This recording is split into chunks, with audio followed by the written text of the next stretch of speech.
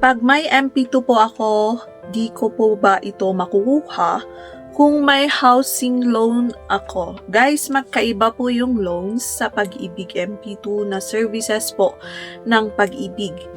Kung regular Pag-ibig, hindi mo talaga makukuha yung regular contributions mo sa Pag-ibig kung meron ka pong housing loan. Pero yung MP2 po kasi, that is voluntary. Kaya makukuha mo pa rin po yung inipon mo sa Pag-ibig MP2.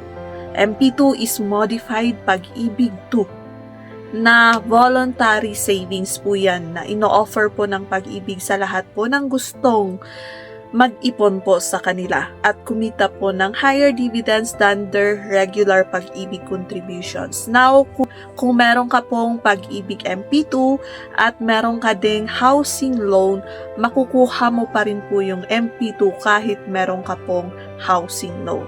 Sa regular Pag-ibig lang po ang hindi mo talaga pwedeng ilamsam at makuha. Klaro po ba tayo doon?